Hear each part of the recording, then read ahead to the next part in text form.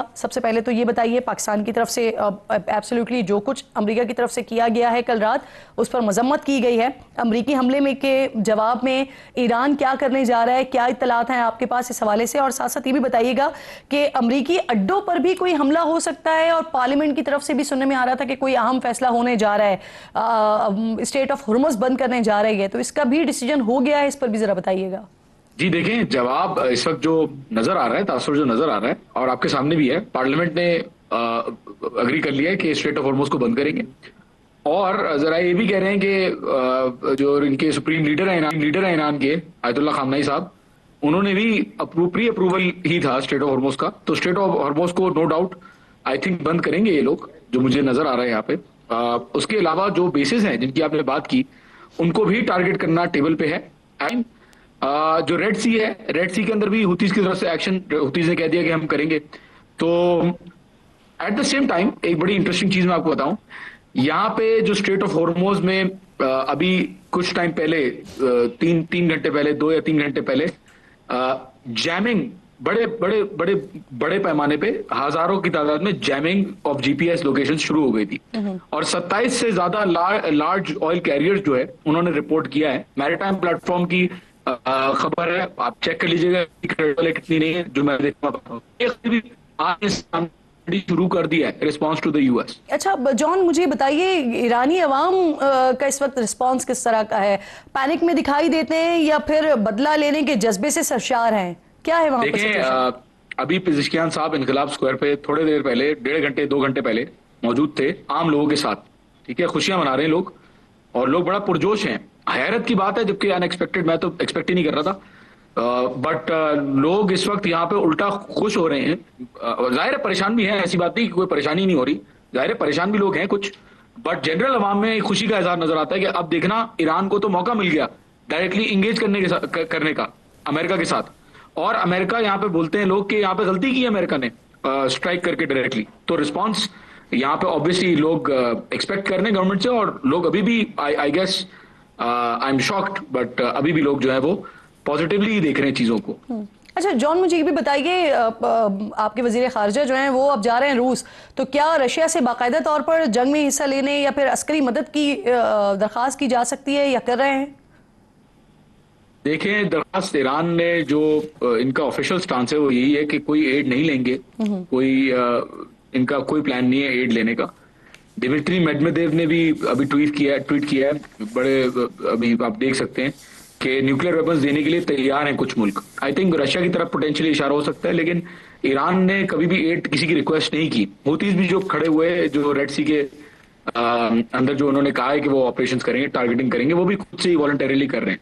तो but who knows, मुझे नहीं पता, बहरहाल मैं वहां खिया तो नहीं उनके साथ, बट तासुर यही दिया जा रहा है यहाँ पे और खबरें यही आ रही हैं कि नहीं, कोई एड मांगने नहीं गए वो। अच्छा, मुझे आखिर में ये भी बता दीजिए कि इंटरनेशनल मीडिया में रिपोर्ट हो रहा है कि अमेरिका ने ईरान को एक हफ्ता पहले इन हमलों की पेशगी इत्तला दे दी थी और उसके बाद ही फिर वहां से सारा जो यूरेनियम है उसे शिफ्ट कर दिया गया था। Is it true? अच्छी बात तो बिल्कुल मूव की थी ईरानियों ने, स्टॉक पाइल मूव किया था, कंफर्म्ड, 100% कंफर्म्ड है। 16-17 जून को ट्रक्स गए थे और उन्होंने फोर्डो से स्टॉक पाइल निकाला था, और 20-21 जून को दोबारा आए थे और रेत डाली गई थी एंट्रेंस और एग्जिट टनल्स में। बिल्कुल सही बात है, लेकिन बड़ी मजे की बात आपने की कि और इजराइल बड़ी मजे की बात कर रहा है कि अमेरिका ने बता दिया। तो पॉइंट भाई, फिर पॉइंट क्या हुआ? अमेरिका अगर बता रहा है कि मैं आऊंगा और मैं स्ट्राइक करूंगा, जाहिर है न्यूक्लियर एनरिचमेंट जो स्टॉक पाइल है वो मूव हो जाएगा। तो फायदा क्या? चले आप कह लें नहीं, स्पेस सेविंग होगी, बंद हो जाएंगे, खामोश हो जाएंगे, दोनों बाद में बोलेंगे चलो ठीक है, तुमने हमें मारा, हम तुम्हें मारेंगे, सही हो जाएंगे बाद में। अच्छा जी, तो आज क्यों? तो खैबर शिकन मिसाइल दागा है अभी ईरान ने, तो मुझे नहीं लगता कि यूएस ने बताया होगा। पर्सनल, मैं अपना पर्सनल ओपिनियन दे रहा हूँ, आई डोंट नो ऑफिशियली क्या है, हो सकता है ईरान बोले कि यूएस ने बताया, बट बहरहाल मूवमेंट हुई है, no doubt, stockpile move किया गया तीनों फैसिलिटी से, ये कंफर्म्ड है।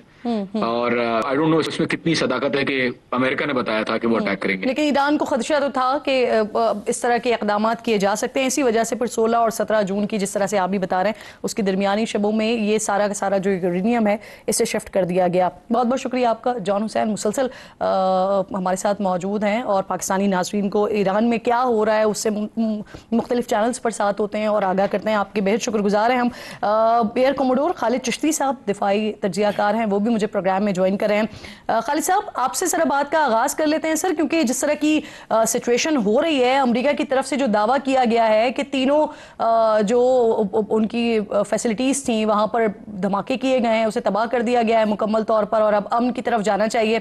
लेकिन ईरान बता रहा है कि जो 2 फैसिलिटीज़ थी वहाँ पर तो उसके करीब करीब ये बम गिरे हैं, लेकिन फर्दों का एक हिस्सा इससे मुतासर हुआ है और अभी तक आसपास के कंट्रीज की तरफ से भी या बाकी तरफ से भी किसी तरह की किसी ताबकारी के हवाले से कोई इत्तलात नहीं आई है, कोई खबरें नहीं आई हैं।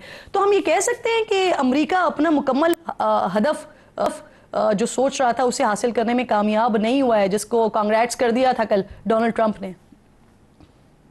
बहुत शुक्रिया किरण, आपने मुझे इनवाइट किया।